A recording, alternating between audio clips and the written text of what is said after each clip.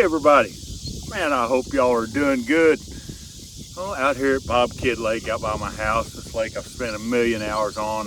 Been at home building baits most all day long. After sleeping in a little this morning, brought the pups. They've been good and thought we'll go out and spend the afternoon out here. But I thought I'd talk to you a little bit. I fished our last Anviljaw tournament for the year down on Lake Millwood yesterday, and I didn't get to pre-fish or anything. I worked all day Friday. Got home, slept till about midnight, got up, got on the road about 12:30. It's about a 4-hour and 15-minute drive down there. So got up early, drove all the way down there. We started the tournament around 6:15, I think. Fished all day and then turned around and drove back home. So I drove more than I fished, but had a great tournament. I won't lie, I was getting pretty beat by the time I got back home. It was I may be getting too old for that kind of crap, but hey, you know, you got to act like you're 20 every now and then.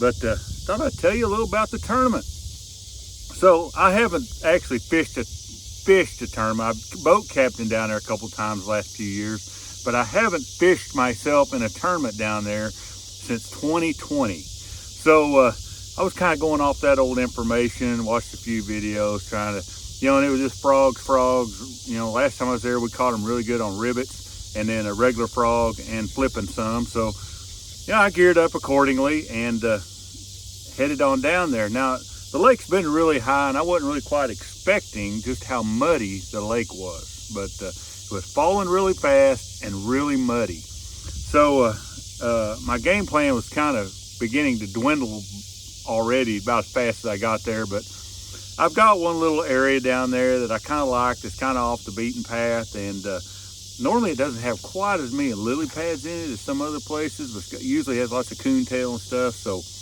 I booked it on up there and got in there, and man, it was just choked out with lily pads. I don't know if maybe I just ain't been there early in the year. I've always been there earlier, but oh my goodness. But I went ahead, I picked up my rivet frog and my regular frog and got in there and spent the first hour or so and never had a bite. I was like, oh no, which the water was nasty. So I kind of started going, I'm gonna have to figure something else. So got my old flipping stick out, and they like black and red down there for me really well. So got out this old gator tail black and red worm, and there's a lot of kind of like, I don't think they're reeds, but looks kind of like overgrown Johnson grass all around the shoreline and going back like in little pockets and stuff. And I got on some, it usually has a really nice edge, and there's some deeper water, you know, it grows out 1.5 to 2 feet. And I just started flipping that stuff, and I caught me a big one. Caught one, weighed 417 off an isolated clump of that stuff with some other like pond weed or something mixed in with it on my old faithful little 5-inch gator tail worm. Old Dale will be proud of me on this one. Just flipping that worm along the edges of that reed. That was my first bass, so caught me a really good one right off. Got on down there a little further and kind of come across more just plain bank. It didn't have much grass on it. And I picked up my trusty little old spinnerbait. I tell you, when it comes summertime and these southern little lakes and the Arkansas River, man, I really like a little 3/8 or 1/4 ounce bait with small Colorado blades on it. This is a bait I can fish ultra shallow. Pick this thing up right quick. I caught a keeper, and then right on down a little further, I caught another keeper on this. That gave me 3, and I was like, I think I know what's going on here a little bit. So kept looking for more of that kind of scattered reed stuff that you'd have these just isolated clumps out there, and I just keep working through that, and boy, missed one other bite, and I went forever without another bite. I mean, just grinding, kind of looking for some more water, and I'm about to blow up on a little boat dock here. Finally, I kind of gave up on that, and well, I can't reach it yet. Thought, you know what, I'm gonna go back to that. And I don't know, I should have did this sooner. You know, this is, you know, I really kind of hate backtracking sometimes. And, sorry. But I thought, you know, man, you might ought to go back to that area you caught that big one. And, you know, it was about 300 or 400 yards. There was a lot of water there. I should have just stayed there. But you know, I was looking for big ones. I knew I'd catch a lot to do any good down there. And I thought I had 2.5 hours left to fish. I thought I'm gonna go back to that little area.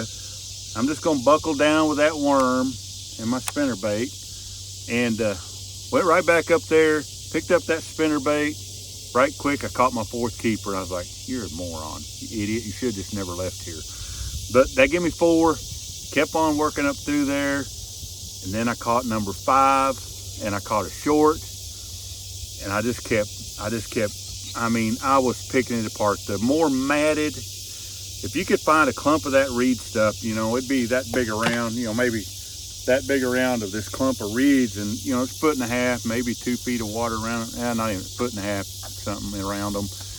And if it had that pondweed all clumpered in all around it, where it created a mat mixed in with that clump of reeds, there would be 2 or 3 bass underneath there. So I just sat there on one spot. The water's muddy. I was up close. I just old school dipping, just pulling my line, drop it, pull it every 2 inches. Just anywhere I get that worm to fall through there. I caught another keeper, really what I called a nice one. And then I missed one. And then I had some jackwagon throwing his cast net, and this bank you could kind of get along the shore there. It was close to where a road came by. Comes walking down there and just starts going along in front of me throwing his cast net. And I'm like, what the heck? I'd get around him, think, you know, you can have that. He'd walk around me and go to throwing it up in front of me. I was like, what the heck? So I got a little frustrated there. So I moved on away from him a ways, but this one area where he was at, so I really wanted to fish. So I'd really got most of my bites, and I had 30 more minutes to fish, and he'd left. I thought, you know what? I'm gonna go back down there where I've got my other bites and see if I'm gonna spend another 20 minutes, and I gotta go. And I went back down there and was just being really slow and precise, and I caught a really nice 2-pounder. Was able to cull again, and I was like, heck yeah. You know, that ended up weighing 11 pounds, like 11.01 or something. So just over 11 pounds. Came in 11th in the tournament. There was 50 boats. And man, these guys, they know that water. And I was really proud of my finish for just not have fished there in a long time, and to just show up and just start working through the day. You know, I so enjoy doing that. But to place 10th amongst those hammers, I was thrilled. I was happy with it. I caught the 3rd biggest bass of the tournament, and just old schooling it,